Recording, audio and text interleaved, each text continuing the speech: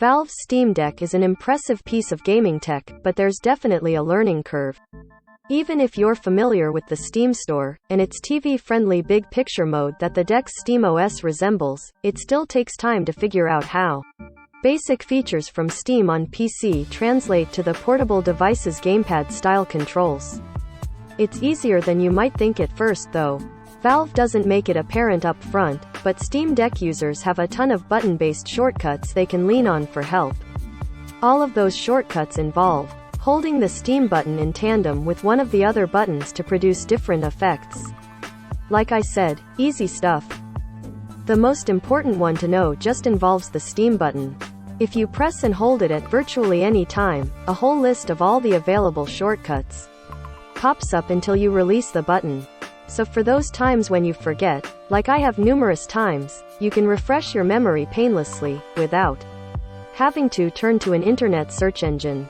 In terms of what I've used most, the Take Screenshot shortcut, Steam R1, captures whatever is on your screen and loads it into an on-device library.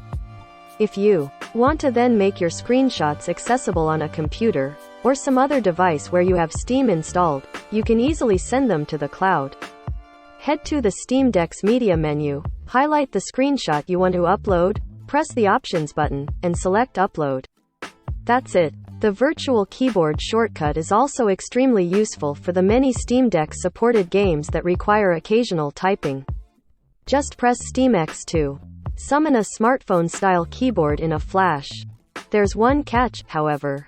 The virtual keyboard only works when Steam is actually running. In the standard SteamOS mode, that means you can call up the keyboard from virtually anywhere, but the feature is more limited if you're using the Windows-style desktop mode. It still works in apps like Chrome, but you'll need to have the desktop version of Steam running in the background. There's an icon for it on the desktop. You probably won't use the feature too often in desktop, but it's useful for those times when you want to install non-Steam apps like Discord. You can also tweak the screen brightness in an instant, which can help preserve battery life, by holding that Steam button and tilting the left thumbstick up or down to increase or decrease brightness, respectively. The last big one to remember, Steam B, long press, which is the Steam Deck equivalent of Force Quit on Mac and Alt F4 on Windows. Games mess up from time to time, and Steam Deck won't always be able to fix it for you. It's easy enough to reboot by pressing and holding the power button, but the Steam B Force Game Shutdown command gives you another option. I've used it plenty. Take the time to dig through the menus if you've been lucky enough to score a Steam Deck. There's a lot of not-so-visible features that are easy to miss if you're not looking for them.